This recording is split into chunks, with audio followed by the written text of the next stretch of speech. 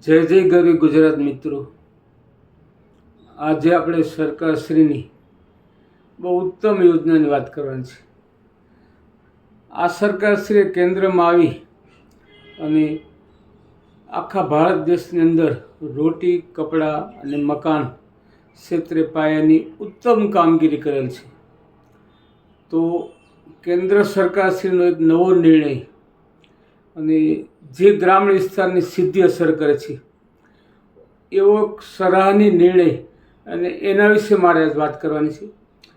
પ્રધાનમંત્રી શ્રી ગ્રામીણ આવાસ યોજના જે 2028-29 સુધી લંબાવી છે અને છેવાડાના અને જરૂરિયાતવાળા માણસોની મદદરૂપ થવાની એક ઉત્તમ નેમ સાથે કેન્દ્ર સરકારશ્રીએ એક સારામાં સારો નિર્ણય કર્યો છે અને આ બાબત શરૂ થશે. તો આજે આ પ્રધાનમંત્રી શ્રી આવાસ યોજના વિશે આપણને જાગૃત કરવાની મારી ઈચ્છા છે અને દરેક મિત્રોને એક માહિતી મળી રહે એ મૂળ હેતુ છે.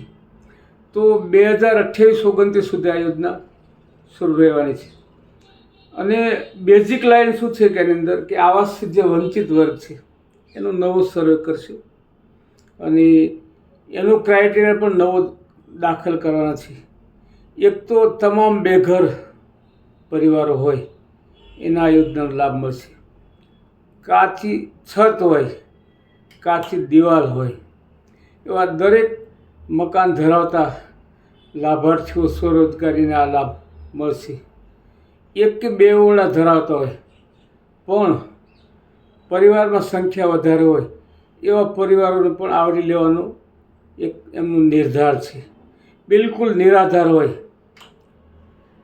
તેમજ સફાઈ કામદાર, આદિમ જૂથમાં આવતા આદિવાસી પરિવારો અને મજૂરી કામ કરતા મજૂરો, આ બધા છેવાડાના માનવી સુધી પહોંચવાની સરકારશ્રીની નેમ છે અને આ પ્રમાણે સરકારશ્રી પ્રધાનમંત્રી આવાસ યોજના 2028-29 સુધી ચાલુ રાખી અને મહત્તમ લાભ ગ્રામીણ વિસ્તારને મળે એમનો હેતુ છે.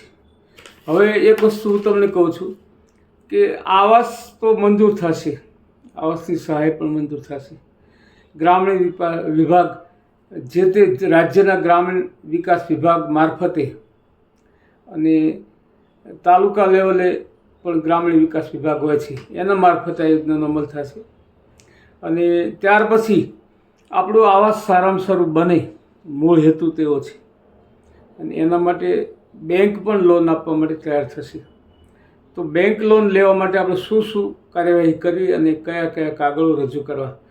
તો બેંક લોન લેવા માટે એક તમારો આવાસ ફાળવણીનો પત્ર, એટલે કે આવાસ તમારું મંજૂર થયું છે એવો પત્ર સાથે રાખવાનો, તમારું પાન કાર્ડ, તમારું આધાર કાર્ડ, બેંકની પાસબુક, પછી તમારે એફિડેવિટ પણ આપવું પડશે કે આપેલા મેં આ આવાસની અંદર આવી કોઈ લોન કે એવું લીધેલ નથી.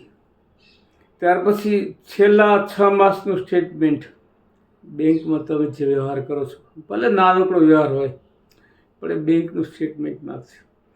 પગાર અથવા આવકનો દાખલો, તમારો આવકનો દાખલો પણ જોઈન્ટ કરવો પડશે. જો તમે ભાડે રહેતા હો તો તમારે ભાડા કરાર રજૂ કરવો પડશે. આટલી વસ્તુઓ કરી અને બેંકમાં જવાનું, એટલે બેંક પ્રધાનમંત્રી શ્રી આવાસ યોજના નીચે જે સહાય મળે છે એમાં બેંક લોન આપશે અને સરળ હપ્તાથી આપણે આ ચૂકવવાની રહેશે.